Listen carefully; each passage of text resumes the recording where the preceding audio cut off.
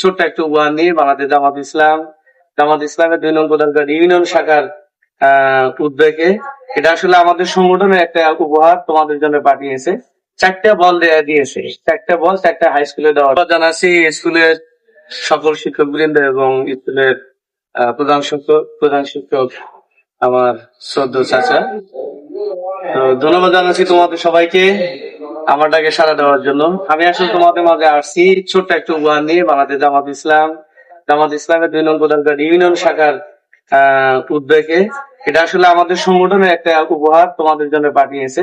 4টা বল দিয়েছে, 4টা বল 4টা হাই স্কুলে দেওয়ার জন্য মূলত আমরা এই আয়োজন করছি। তো সেক্ষেত্রে একটা দেশে এগিয়ে নিতে গেলে ছেলেদের পাশাপাশি মেয়েদেরকেও আগে এগিয়ে আসতে হবে, অর্থাৎ শুধু ছেলেদেরকে দিয়ে দেশ পূর্ণাঙ্গ ভাবে ডেভেলপমেন্ট করা যায় না, পাশে মেয়েদেরকেও আসতে হবে। মেয়েরা যত শিক্ষিত হবে দেশ তত এগিয়ে যাবে, এটা স্বাভাবিক। একজনকে পিছিয়ে রেখে একজনকে এগিয়ে নিয়ে দেশকে আগানো যায় না। তোমরা জানো খেলাধুলায় বর্তমান বিশ্বে মেয়েরা কিন্তু অনেক এগিয়ে, শুধু খেলাধুলায় না, তোমার শিক্ষা দীক্ষায়, তোমার পেশাজীবীতে, ঠিক আছে, সব জায়গায় মেয়েদের কন্ট্রিবিউশন অনেক বেশি।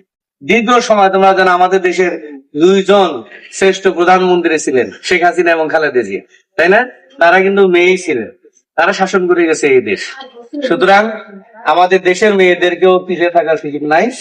আর শারীরিক ভাবে মানসিক ভাবে আমাদের স্ট্রং হতে হলে রিক্রিয়েশনের কোনো বিকল্প নাই। রিক্রিয়েশন করতে